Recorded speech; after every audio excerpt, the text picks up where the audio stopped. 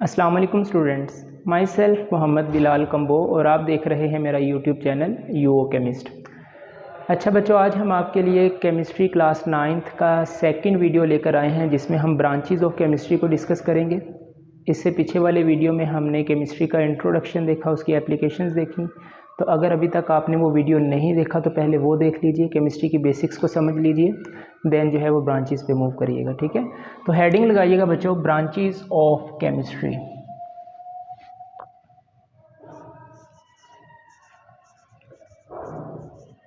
Branches of chemistry.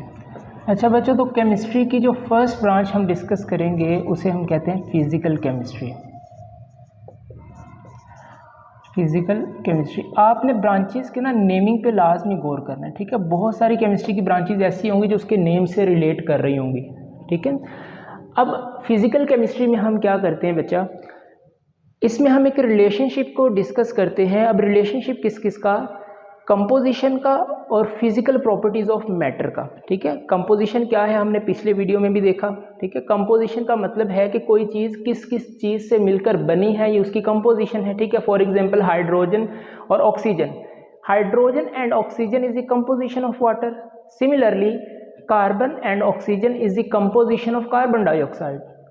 ठीक है, तो कंपोजिशन तो ये है कि कोई चीज़ किस किस चीज़ से मिलकर बनी है। अब फिजिकल प्रॉपर्टीज़ क्या है, ऐसी प्रॉपर्टीज़ जो उसकी फिजिकल स्टेट से रिलेट करती हूँ। ठीक है, लाइक उसका मेल्टिंग पॉइंट, बॉइलिंग पॉइंट, उसकी डेंसिटी, उसका फ्रीजिंग पॉइंट, उसकी जो है कलर क्या है, स्मेल क्या है, टेस्ट क्या है, तो ये उसकी फिजिकल प्रॉपर्टीज़ में आता है। ठीक है, तो फिजिकल केमिस्ट्री में हम कंपोजिशन और उसकी फिजिकल प्रॉपर्टीज ऑफ मैटर को डिस्कस करते हैं। ठीक है, तो एक दफ़ा आप डेफिनेशन देख लीजिए। इसमें बेटा हम स्टडी करते हैं रिलेशनशिप बिटवीन कंपोजिशन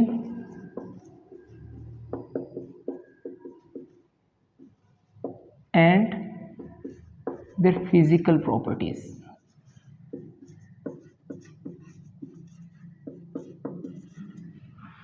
ठीक है, एग्जाम्पल से बेटा समझते हैं। आपके पास अल्कोहल है CH3CH2OH। ठीक है, इसको बेटा हम एथानॉल भी बोलते हैं। ठीक है, अब ये अल्कोहल है। अब अगर मैं आपसे पूछूं कि इसकी कंपोजिशन क्या है तो आप कहेंगे आपको कौन कौन से एटम्स नजर आ रहे हैं बेटा, यहाँ पर कार्बन है, हाइड्रोजन है और ऑक्सीजन है। तो आप कहेंगे कि सर एथानॉल की कंपोजिशन में हाइड्रोजन आता है, कार्बन आता है और ऑक्सीजन आता है। So carbon, hydrogen and oxygen is the composition of ethanol. अब इसकी कंपोजिशन का इसकी फिजिकल प्रॉपर्टी के साथ क्या रिलेशन है।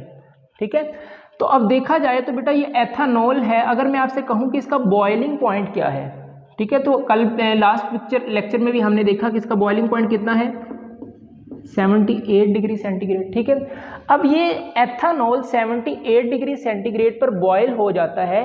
अब ये इसकी जो फिजिकल प्रॉपर्टी है ये इसकी कंपोजिशन पर डिपेंड करती है।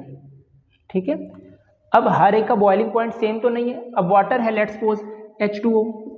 ठीक है, अब इसकी कंपोजिशन में क्या क्या आता है, हाइड्रोजन एंड ऑक्सीजन। ठीक है, अब इसका अगर बॉइलिंग पॉइंट देखा जाए तो डेट इज 100 डिग्री सेंटीग्रेड। ठीक है, अब ये भी लिक्विड स्टेट में है, ये भी लिक्विड स्टेट में है, लेकिन इनका जो बॉइलिंग पॉइंट है वो क्या है, डिफरेंट है। वाटर का बॉइलिंग पॉइंट 100 है और एथेनॉल का बॉइलिंग पॉइंट कितना है, 78 डिग्री सेंटीग्रेड है। तो इनकी जो फिजिकल प्रॉपर्टीज हैं वो इसकी कंपोजिशन पे डिपेंड कर रही हैं। ठीक होगा ना, इसकी जो फिजिकल प्रॉपर्टी है, इसका बॉइलिंग पॉइंट, वो इसकी कंपोजिशन पे डिपेंड करते हैं। ठीक है बेटा, डेफिनेशन में आपको मिलेगा physical properties along change in them. ठीक है, फिजिकल प्रॉपर्टीज चेंज भी होती हैं। ठीक है, अब वाटर है आपके पास लिक्विड स्टेट पे, रूम टेम्परेचर पर, आप इसका टेम्परेचर डिक्रीज करना शुरू कर दें तो कुछ ही देर के बाद आप देखेंगे कि जो वाटर है वो किस में कन्वर्ट हो गया, आइस में कन्वर्ट हो गया। है आपके पास वाटर ही, लेकिन उसकी फिजिकल स्टेट चेंज हो गई। ठीक है, पहले आपके पास वो लिक्विड स्टेट में था, टेम्परेचर के डिक्रीज करने से वो किस में चला गया, सॉलिड स्टेट में चला गया। ठीक है, अब वही वाटर को अगर आप बॉयल करना शुरू कर दो, ठीक है, लिक्विड फॉर्म में है, उसको बॉयल करो तो क्या चले जाएगा, वो गैसियस स्टेट में चला जाएगा। अब बेटा गैसेस भी जो है ना, गैसेस भी आपके पास लिक्विफाई हो सकती हैं। ठीक है, आप उनका टेम्परेचर डिक्रीज कर दें और बहुत ज़्यादा प्रेशर अप्लाई कर दे तो गैसेस की लिक्विफिकेशन हो जाती है, गैसेस जो है वो लिक्विड में कन्वर्ट हो जाता है, ठीक है। तो इनकी फिजिकल प्रॉपर्टीज़ की जो चेंज है उसको भी हम फिजिकल केमिस्ट्री में डिस्कस करते हैं, ओके। अब फिजिकल केमिस्ट्री में जो हम स्टेट्स ऑफ मैटर हैं, गैसेस, लिक्विड, सॉलिड्स और प्लाज्मा स्टेट जो है, इनको भी इन डिटेल स्टडी करते हैं, ठीक है। इनकी प्रॉपर्टीज़ क्या हैं, इनके लॉज क्या हैं, तो ये सारी जो केमिस्ट्री है हम इसकी फिजिकल केमिस्ट्री में इसको डिस्कस करते हैं। अच्छा बच्चे, जो आपके पास सेकंड ब्रांच है दैट इज़ ऑर्गेनिक केमिस्ट्री, ठीक है। ऑर्गेनिक केमिस्ट्री क्या है? It is a branch of chemistry in which we study organic compounds, hydrocarbons and their derivatives, ठीक है। 3 वर्ड्स यूज हो रहे हैं बेटा। एक आपके पास आता है ऑर्गेनिक कंपाउंड्स,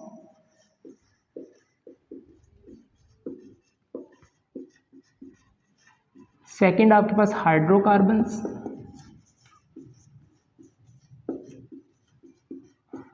और उसके एंड देयर डेरिवेटिव्स। अच्छा बच्चे, ऑर्गेनिक कंपाउंड्स क्या हैं? ऐसे कंपाउंड्स जिसमें जो मेन एलिमेंट है, मेन कॉन्स्टिट्यूएंट है, वो आपका कार्बन एटम हो। कार्बन के अलावा और भी एलिमेंट्स आ सकते हैं, लेकिन जो कार्बन है वो आपका मेन एलिमेंट होगा, ठीक है। एग्जाम्पल ले लेते हैं। फॉर एग्जाम्पल आपके पास सिरका है ना, विनेगर, ठीक है, उसमें बेटा 5% एसिटिक एसिड होता है, ठीक है। अब एसिटिक एसिड जो है आपके पास वो एक ऑर्गेनिक कंपाउंड है, ठीक है। उसका केमिकल फार्मूला क्या है? CH3COOH, ठीक है। अब इसमें जो मेन कॉन्स्टिट्यूएंट है वो क्या है? आपका कार्बन एटम है, लेकिन कार्बन के अलावा देखिए ऑक्सीजन भी यूज हो रहा है और हाइड्रोजन भी इसमें है, ठीक है।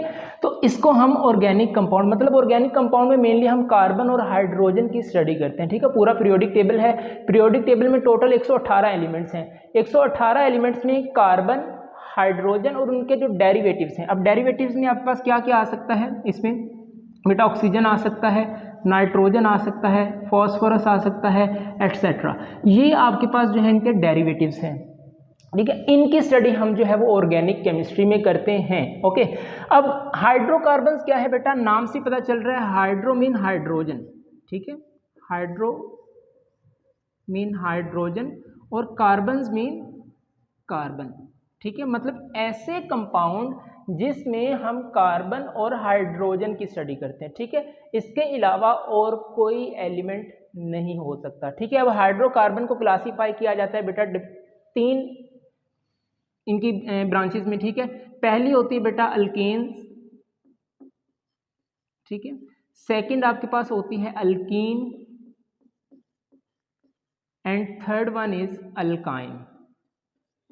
What is the difference between alkene and alkyne? बेटा जिसमें सिंगल बॉन्ड होगा वो आपके पास अल्केन होता है, ठीक है। जिसमें डबल बॉन्ड आ जाए वो अल्कीन होता है, और जिसमें ट्रिपल बॉन्ड आ जाए वो आपके पास अल्काइन होगा, ठीक है। ये एन वर्ड यूज होता है सिंगल बॉन्ड के लिए, ठीक है। इन का वर्ड यूज होता है डबल बॉन्ड के लिए, और आइन का वर्ड यूज होता है बेटा ट्रिपल बॉन्ड के लिए, ठीक है। अगर इनके एक एक एग्जाम्पल ले लें, the first member of alkanes is methane. जो आप घरों में नेचुरल गैस यूज करते हो उसमें 85% मीथेन होती है, ठीक है, CH4। The first member of alkene is ethene, देखो ये वाला। And the first member of alkyne is acetylene, या इसको इथाइन भी बोलते हैं। लो बेटा, अब आप देखो हाइड्रोकार्बन मतलब इनमें सिर्फ कार्बन और हाइड्रोजन ही है, इसके अलावा और कोई एलिमेंट आपको नजर नहीं आ रहा, ठीक है। अब इसका जो अगर आप स्ट्रक्चरल फॉर्मूला देखना चाहें तो आपके पास चारों हाइड्रोजन सिंगल बॉन्ड के साथ कार्बन के साथ अटैच हैं, ओके। इसमें देखें कार्बन कार्बन के दरमियान डबल बॉन्ड है, और इसमें देखें कार्बन कार्बन के दरमियान ट्रिपल बॉन्ड है, ठीक है। इनकी स्टडीज को बेटा हम कहते हैं हाइड्रोकार्बन्स। अब डेरिवेटिव्स का क्या मतलब है? अब ऐसे कंपाउंड्स जो ऑर्गेनिक कंपाउंड से आगे ड्राइव हुए हों, ड्राइव का मतलब है आखस किया जाना, ठीक हो गया ना। अब जैसे ये एसिटिक एसिड है आपके पास, ठीक है, लेट्स सपोज आपके पास ये एसिटिक एसिड बेटा HCl के साथ रिएक्ट कर जाए, ठीक है। ये आपके पास क्या है, इसको नाम लिख लें एसिटिक एसिड, इसका कॉमन नेम है, ठीक है। अगर ये हाइड्रोक्लोरिक एसिड के साथ रिएक्ट कर जाए तो बेटा यहां से OH और यहां से हाइड्रोजन निकल गया, ठीक है। अब ये केमिकल रिएक्शन है आपके पास, यहाँ से वाटर का मॉलिक्यूल एलिमिनेट हो गया, तो रिमेनिंग क्या बचा आपके पास? CH3C double bond O and Cl। बेटा ये आपके पास है एसिड हैलाइड, एसिड हैलाइड आपके पास, ये एसिड और ये आपका हैलोजन है आपके पास, ठीक है। पीरियोडिक टेबल में जो ग्रुप नंबर 17 है उसको हम हैलोजन्स बोलते हैं, ठीक है, जिसमें फ्लोरीन, क्लोरीन, ब्रोमीन और आयोडीन आते हैं, ठीक है। अब ये जो एसिड हैलाइड है it is the derivative of acetic acid, ठीक है। अब उसकी स्टडी भी हम किस में करेंगे, ऑर्गेनिक केमिस्ट्री में करेंगे। अच्छा बच्चे, नेक्स्ट आपके पास ब्रांच है डेट इज इनऑर्गेनिक केमिस्ट्री, ठीक है। अब इनऑर्गेनिक केमिस्ट्री में हम क्या है कि कार्बन और हाइड्रोजन के अलावा बाकी जितने भी एलिमेंट्स हैं उनको डिस्कस करते हैं, ठीक है। तो थर्ड आपके पास ब्रांच है डेट इज इनऑर्गेनिक केमिस्ट्री, ठीक है। कार्बन और हाइड्रोजन मतलब हाइड्रोकार्बन्स के अलावा आप 116 एलिमेंट जितने भी हैं पीरियोडिक टेबल में उनकी जो स्टडी है उसको हम क्या कहते हैं, इनऑर्गेनिक केमिस्ट्री। और इन एलिमेंट से बने हुए जो कंपाउंड्स हैं उनको हम कहेंगे इनऑर्गेनिक कंपाउंड्स, ठीक हो गया। अब फॉर एग्जांपल आपके पास बेटा वाटर है H2O, ठीक है, आपको यहाँ पर कहीं भी कार्बन नज़र नहीं आ रही, ठीक है। अब कार्बन नहीं है तो मतलब इसकी स्टडी जो है वो ऑर्गेनिक केमिस्ट्री में तो नहीं, ये आपके पास एक इनऑर्गेनिक कंपाउंड है तो इसकी जो स्टडी है वो हम इनऑर्गेनिक केमिस्ट्री में करेंगे, ठीक है। सिमिलरली आपके पास हाइड्रोक्लोरिक एसिड है, ठीक है, ये भी आपके पास एक इनऑर्गेनिक कंपाउंड है तो इसकी स्टडी भी किस में आएगी, इनऑर्गेनिक केमिस्ट्री में, ठीक है। सल्फ्यूरिक एसिड होता है आपके पास H2SO4, ये भी आपके पास एक इनऑर्गेनिक कंपाउंड है। अमोनिया हो गया NH3 एटसेट्रा। तो ये जितने भी कार्बन और हाइड्रोजन के अलावा कंपाउंड्स हैं उनकी स्टडी हम इनऑर्गेनिक केमिस्ट्री में करते हैं, ठीक है। फोर्थ आपके पास जो बेटा ब्रांच है डेट इज बायोकेमिस्ट्री। अब नाम से क्या पता चल रहा है कि कहीं ना कहीं इस केमिस्ट्री की ब्रांच का ताल्लुक लिविंग ऑर्गेनिज्म के साथ है, ठीक है, बायो। अब इसमें हम क्या डिस्कस करते हैं बायोकेमिस्ट्री में, पहले नंबर पे बेटा आपका स्ट्रक्चर, ठीक है, फिर composition and third one is chemical reactions. Chemical reactions कहाँ पे, found in living organisms, found in living organisms.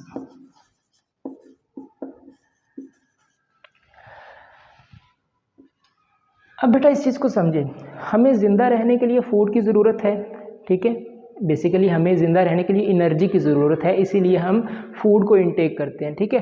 अब ये प्रोटीन्स, कार्बोहाइड्रेट्स, वाइटामिन्स, फैट्स, ये सारे ज़िंदा रहने के लिए ज़रूरी चीज़ें हैं, ठीक है, और हम इनको डायरेक्टली या इनडायरेक्टली डाइट के ज़रिए जो है वो इनटेक करते हैं, ठीक है। अब फॉर एग्जांपल आपको प्रोटीन चाहिए, protein is the building block of our body, ठीक है। अब प्रोटीन आप कहाँ कहाँ से हासिल कर सकते हो बेटा, आपके पास फिश है, मटन है, चिकन है, एग्स हैं, these are the sources of protein. आपने डाइट के जरिए इसको इनटेक किया, अब ये प्रोटीन जो है ये मैक्रोमोलिक्यूल है, अब आपकी बॉडी में जाकर अब प्रोटीन का स्ट्रक्चर क्या है, उसकी कंपोजिशन क्या है, किस किस चीज़ से मिलकर बनी है, और वो आपकी बॉडी में जाकर क्या केमिकल रिएक्शन देगा और उसके नतीजे में आपको एनर्जी प्रोवाइड करेगा, ये स्टडी जो है हम किस में करते हैं, बायो केमिस्ट्री में, ठीक है। तो लिविंग ऑर्गेनिजम्स के अंदर जो केमिस्ट्री है, केमिकल रिएक्शंस हैं, उसको हम डिस्कस करते हैं आपके पास बायो केमिस्ट्री में, ओके। फिफ्थ आपके पास बेटा ब्रांच है that is industrial chemistry. Industrial chemistry, अब ये देखें आपके पास कहीं ना कहीं ये इंडस्ट्री से रिलेट करती है, ठीक है। The branch of chemistry that deal with the manufacturing of chemicals, ठीक है, केमिस्ट्री में आपके पास केमिकल्स हैं तो manufacturing of chemicals on commercial scale, बड़े लेवल पर बेटा आप केमिकल्स को कैसे बनाते हो, ठीक है, उसके लिए कौन कौन से रॉ मटेरियल्स रिक्वायर्ड हैं, कौन किस किस प्रोसेस से आप जो है वो केमिकल बना सकते हो, तो इसकी स्टडी किस में की जाती है, इंडस्ट्रियल केमिस्ट्री में, ठीक है। अब कौन कौन से केमिकल्स आप बनाते हो बेटा, sulphuric acid H2SO4 which is very strong acid, ठीक है, और आपके पास एसिटिक एसिड है। अब ये कैसे बनाते हैं, इसके लिए कौन कौन से रॉ मटेरियल्स हैं, इसकी स्टडी भी किस में की जाती है, इंडस्ट्रियल केमिस्ट्री में, ठीक है। फर्दर आपके पास formic acid, nitric acid,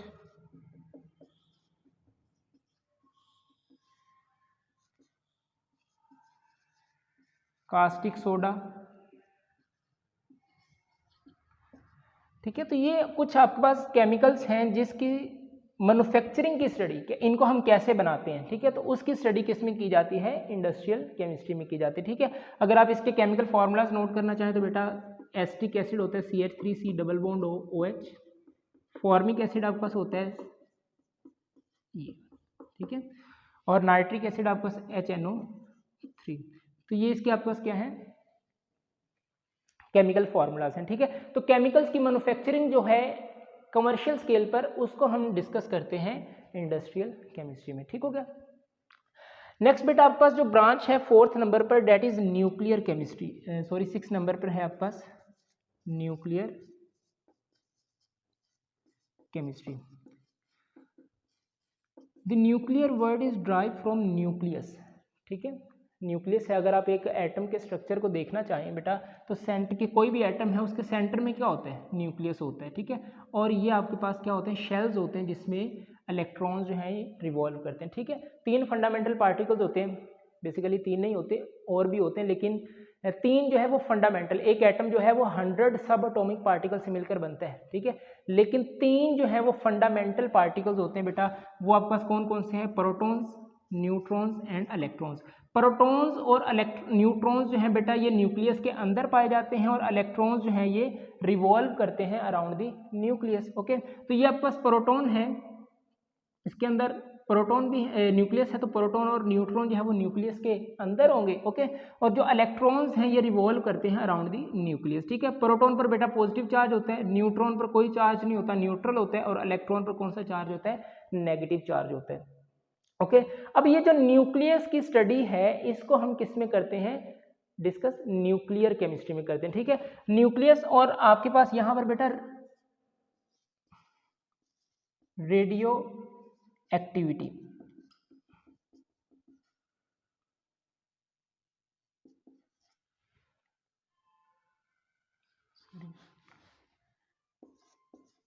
radio activity. अब आपके पास बेटा पीरियोडिक टेबल में ना कुछ एलिमेंट्स ऐसे होते हैं जो रेडियो एक्टिव होते हैं, हाईली अनस्टेबल होते हैं, ठीक है। अब वो स्टेबल होने के लिए ना रेडिएशंस को इमिट करते हैं, ठीक है। लेट्स सपोज आपके पास कोई एक एटम है which is radio active element, और ये आपके पास अपने में से क्या रेडिएशंस को इमिट करते हैं, ठीक है। रेडिएशंस को आप एनर्जी की टर्म में समझ सकते हैं, ठीक है। अब स्टेबल होने के लिए ये क्या करता है, रेडिएशंस को इमिट करता है, क्या करता है, रेडिएशंस को इमिट करते हैं। अब इस प्रोसेस को आप कहते हैं रेडियो एक्टिविटी, ठीक है। अब इन रेडिएशन से आप क्या कर सकते हैं बेटा, इसका मेडिकल ट्रीटमेंट भी कर सकते हैं इन रेडिएशन से, ठीक है। इसके बेनिफिट्स होते हैं। अब इनको जो है वो रेडियोथेरेपी के जरिए उस प्रोसेस को क्या कहते हैं हम, रेडियोथेरेपी, और रेडियोथेरेपी से आप जो है वो कैंसर का ट्रीटमेंट भी कर सकते हैं, ट्यूमर का ट्रीटमेंट कर सकते हैं, ठीक है। तो ये जो आपके पास रेडियो एक्टिविटी का प्रोसेस है, इससे जो रेडिएशंस निकलती हैं उस से आप क्या करते हो, मेडिकल ट्रीटमेंट करते हो, उसको रेडियोथेरेपी बोला जाता है। तो ये आपके पास क्या होते हैं, इसके बेनिफिशियल एस्पेक्ट्स होते हैं, ओके। तो इसकी जो स्टडी है हम वो किस में डिस्कस करते हैं, न्यूक्लियर केमिस्ट्री में डिस्कस करते हैं। अच्छा बच्चे, नेक्स्ट आपके पास ब्रांच है इन्वायरमेंटल केमिस्ट्री, ठीक है। अब इस केमिस्ट्री में हम इन्वायरमेंट के रिलेटेड जो केमिस्ट्री है उसको डिस्कस करते हैं, ठीक है। तो इसको अगर 2 पार्ट्स में डिवाइड कर लिया जाए तो बेटा पहले हम क्या डिस्कस करते हैं, components of environment, components of environment. अब कंपोनेंट्स ऑफ इन्वायरमेंट्स बेटा 2 तरह के होते हैं, ठीक है। एक होता है आपका बायोटिक कंपोनेंट और एक एबायोटिक कंपोनेंट। बेटा बायोटिक कंपोनेंट वो होते हैं जो लिविंग होते हैं, ठीक है। लिविंग इन्वायरमेंट के अंदर जो लिविंग है, लिविंग ऑर्गेनिजम्स हैं, उनको हम बायोटिक कंपोनेंट कहते हैं। और ऐसे कंपोनेंट जो इन्वायरमेंट के अंदर नॉन लिविंग हो उसको हम क्या कहते हैं, एबायोटिक कंपोनेंट है, ठीक है। तो कंपोनेंट्स की अगर देखा जाए, इसको ड्राइव किया जाए तो 2 पार्ट्स में किया जाता है, बायोटिक और एबायोटिक, ठीक है। अब बायोटिक में लिविंग आते हैं तो फॉर एग्जांपल आपके पास इसमें इंसेक्ट्स आ सकते हैं, ठीक है, बर्ड्स आ सकते हैं, इवन कि हम भी जो ह्यूमन बीइंग्स हैं ये भी आपके पास क्या है, बायोटिक कंपोनेंट है इन्वायरमेंट का। एबायोटिक में क्या आ सकता है, नॉन लिविंग, जैसे आपके पास वाटर है, ठीक है, और प्रेशर आ सकता है, टेम्परेचर आ सकता है, ठीक है। तो ये आपके पास इन्वायरमेंट के क्या है, non living component which is called abiotic component. ठीक है, अब इन कंपोनेंट्स को हम कैसे डिस्कस करते हैं बेटा, इनके रिलेशंस को डिस्कस करते हैं। ठीक है, रिलेशन को। अब देखो फॉर एग्जांपल हम ह्यूमन बीइंग्स हैं, तो हमें वाटर की ज़रूरत है कि नहीं, हमें प्रेशर और टेम्परेचर की नीड है कि नहीं। ओके, तो अब इन्वायरमेंट के अंदर जो बायोटिक कंपोनेंट हैं उनका एबायोटिक कंपोनेंट के साथ क्या रिलेशन है, इसको हम इन्वायरमेंटल केमिस्ट्री में डिस्कस करते हैं। ओके, सेकंड वन बेटा आपके पास जो इफेक्ट्स हैं, effects of human on environment.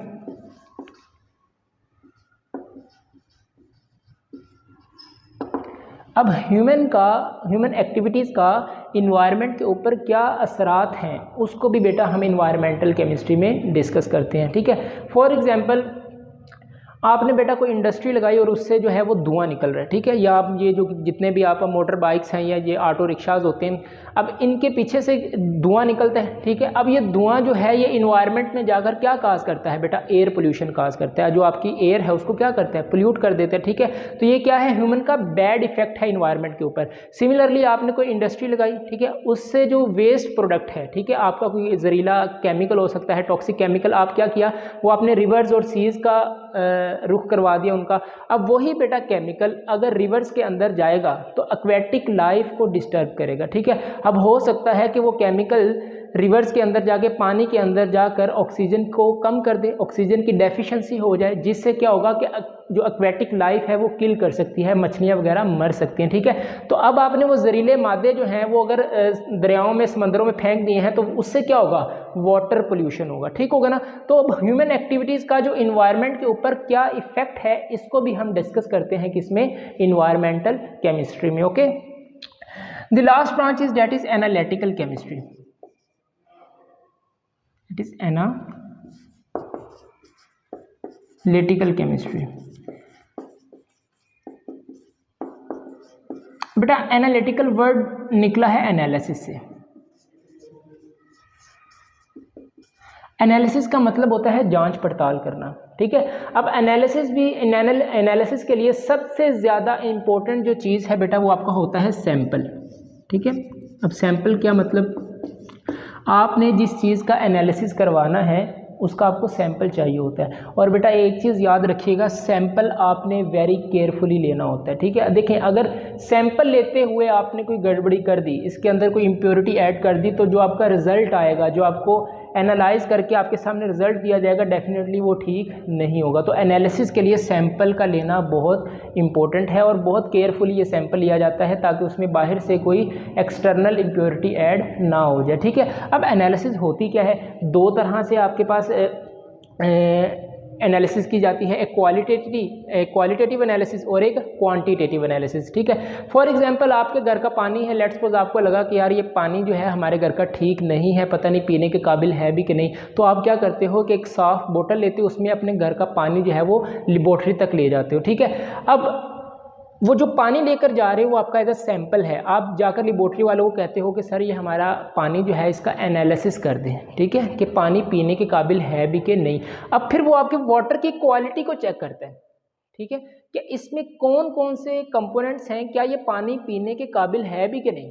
ठीक है, तो उसकी क्या है, एनालिसिस है। अब कौन सी एनालिसिस है, क्वालिटेटिव, कि आपके वाटर की क्वालिटी कैसी है, क्या वो पीने के काबिल है कि नहीं। अब वो जो आपको रिपोर्ट्स देता है, तो अगर तो वो पानी आपका बिल्कुल ठीक है तो आपको कहता है कि सर आप पानी यूज़ कर सकते हैं, लेकिन अगर उसमें कुछ ऐसे कंपोनेंट्स हैं जो ह्यूमन हेल्थ को डैमेज कर सकते हैं तो आपको कहते हैं कि सर ये पानी पीने के काबिल नहीं है, आप फिल्टर का पानी इस्तेमाल कर लें, ये पानी इस्तेमाल ना करें। ठीक है, अब वो आपको कैसे पता चला बेटा, एनालिसिस से। ठीक है, अब लेट्स सपोज आपके पास ये मेरे पास एक पेन है।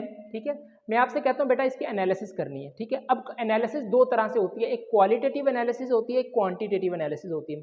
अब मैं आपसे सबसे पहले पूछता हूँ कि बेटा इसकी कंपोजिशन क्या है। ठीक है, अब ये पेन जो है ये किस किस चीज़ से मिलकर बना है, तो आपको कि सर इसमें ये स्टील निब यूज़ हुई है। ठीक है, ये आपके पास रबर यूज़ हुई है, प्लास्टिक यूज़ हुआ है, तो ये इसके क्या है, कंपोजिशन है इसकी, ठीक है। अब मैं कहता हूँ कि अब इसकी क्वांटिटेटिवली एनालिसिस करें, तो क्वांटिटी का क्या मतलब है, इसमें कितनी कितनी मिकदार है। तो आप कहेंगे कि सर लेट्स सपोज इसमें निब की मिकदार कितनी है, ठीक है, ये जो आपके पास स्टील की निब है, स्टील कितने % इसमें यूज़ हुआ है, इसमें ये प्लास्टिक कितने % यूज़ हुआ है, इसके अंदर जो इंक है ये कितने % यूज़ हुई है, ठीक है। अब ये इसकी क्या है, क्वान्टिटेटिवली एनालिसिस है। अब अगर क्वालिटी की बात की जाए तो इन प्लास्टिक की, इस रबर की, इस स्टील निब की क्वालिटी कितनी अच्छी है, ठीक है, किस क्वालिटी का प्लास्टिक यूज़ किया गया है, किस क्वालिटी की निब यूज़ की गई है स्टील की, तो ये इसकी क्या है, क्वालिटेटिवली एनालिसिस है, ठीक है। तो एनालिसिस किसी भी चीज़ की जाए तो दो तरह से, एक उसकी क्वालिटेटिव मतलब उसकी क्वालिटी कैसी है, और दूसरी इसकी क्वांटिटेटिवली मतलब उसकी क्वांटिटी कैसी है, कितनी कितनी अमाउंट में जो है उसकी क्वांटिटी मौजूद है, ठीक है। अब लेट्स सपोज आपने लेज़ खाया होगा, ठीक है, अब लेज़ के पीछे उसके इंग्रेडिएंट्स लिखे होते हैं, ठीक है।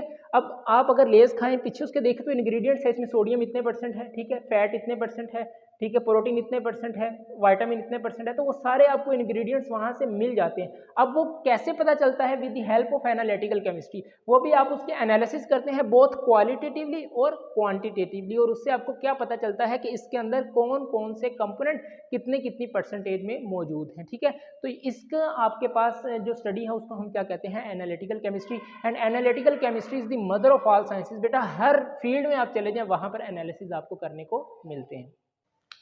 अच्छा बच्चों, ये आपके पास एक एक्टिविटी है, एग्जाम्पल है, जिसमें स्टेटमेंट्स दी हुई हैं और आपने इन स्टेटमेंट्स को समझकर ये बताना है कि कौन सी स्टेटमेंट केमिस्ट्री की किस ब्रांच से रिलेट करती है, ठीक है।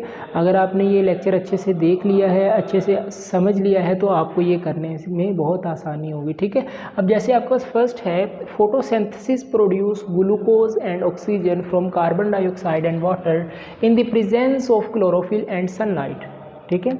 तो अब ये आपको कहीं ना कहीं बेटा बायोकेमिस्ट्री के रिलेटेड जो है वो स्टेटमेंट नज़र आ रही होगी, ठीक है। मतलब कि फोटोसिंथेसिस का प्रोसेस हो रहा है। अब फोटोसिंथेसिस किस में होती है, प्लांट्स में, ठीक है। अब प्लांट्स आपके पास क्या है, लिविंग ऑर्गेनिजम्स हैं, ठीक है। तो अब लिविंग ऑर्गेनिजम्स के अंदर जो केमिकल रिएक्शंस होते हैं तो उसकी स्टडी किस में की जाती है, बायोकेमिस्ट्री में की जाती है। मतलब जो ये पहली आपके पास स्टेटमेंट है ये किस में आती है बेटा, बायोकेमिस्ट्री में, ठीक है। केमिस्ट्री की जो ब्रांच है बायोकेमिस्ट्री उससे रिलेट करती है, अंडरस्टैंड, ओके। सेकंड है plantation help in overcoming green house effect, ठीक है। अब मतलब प्लांटेशन का मतलब पौधे वगैरह लगाना, ठीक है। ये ओवरकम करता है बेटा ग्रीन हाउस इफेक्ट, मतलब ये कहीं ना कहीं इन्वायरमेंट से रिलेट करता है, ठीक है, इन्वायरमेंट के रिलेटेड है।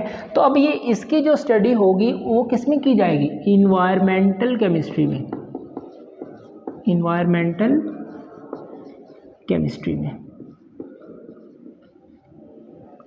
Understand, okay. थर्ड देखिए, Haber's process converts large quantities of hydrogen and nitrogen into ammonia, मतलब अमोनिया की मैन्युफैक्चरिंग हो रही है, ठीक है। नाइट्रोजन और हाइड्रोजन मिलकर क्या बनाते हैं बेटा, ये मैंने आपको केमिकल इक्वेशन भी लिख दी है।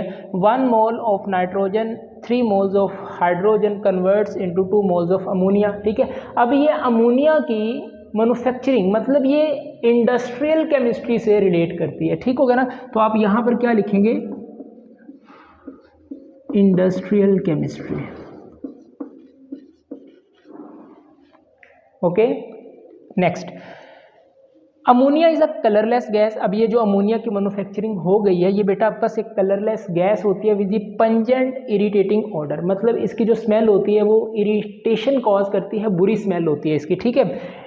It is highly soluble in water, ठीक है। अब ये अमोनिया के रिलेटेड स्टडी की जाती है, ठीक है। अमोनिया के बारे में बता रहा है, उसकी फिजिकल प्रॉपर्टी के बारे में, उसकी केमिकल प्रॉपर्टीज़ के बारे में, ठीक है, उसकी सोलुबिलिटी के बारे में बता रहा है। तो ये अमोनिया के रिलेटेड जो स्टडी है ये किस में आएगी बेटा, इनऑर्गेनिक केमिस्ट्री में, ठीक हो गया। हमने क्या बात की थी कि कार्बन और हाइड्रोजन इन दोनों एलिमेंट्स की जो स्टडी है वो ऑर्गेनिक केमिस्ट्री में की जाती है, और बाकी जितने भी आपके पास एलिमेंट्स हैं और उनके बने हुए कंपाउंड्स उनकी जो स्टडी है वो किस में की जाती है, इनऑर्गेनिक केमिस्ट्री में की जाती है, ठीक है। तो अब ये अमोनिया के रिलेटेड है तो आपके पास इसकी स्टडी किस में आएगी, इनऑर्गेनिक केमिस्ट्री में, okay. Next, a chemist perform an experiment. अब बेटा केमिस्ट ने क्या परफॉर्म किया है, एक्सपेरिमेंट किया है to check the percentage purity of a sample of glucose. Yes you are right. ये किसके रिलेटेड है, एनालिटिकल केमिस्ट्री के। देखो क्या कर रहा है वो कि केमिस्ट ने एक्सपेरिमेंट परफॉर्म किया, मतलब वो उसकी एनालिसिस करना चाह रहे हैं, क्या चेक करने के लिए, परसेंटेज प्योरिटी, और सैंपल लिया है किसका, ग्लूकोज का। ठीक है, अब ग्लूकोज की परसेंटेज प्योरिटी मतलब ग्लूकोज कितने परसेंट प्योर है इसकी एनालिसिस कर रहा है। ठीक है, क्वालिटेटिवली क्वांटिटेटिवली। तो ये जो स्टेटमेंट है, ग्लूकोज की जो एक्सपेरिमेंट किया जा रहा है उसकी परसेंटेज प्योरिटी को चेक किया जा रहा है, ये किसके रिलेटेड है, एनालिटिकल केमिस्ट्री के रिलेटेड है बेटा। एनालिटिकल केमिस्ट्री, एनालिसिस की जा रही है ग्लूकोज की। Okay, an analyst determines that nitrogen dioxide, nitrogen का कंपाउंड है बेटा, ऑक्साइड है नाइट्रोजन का, is responsible for acid rain.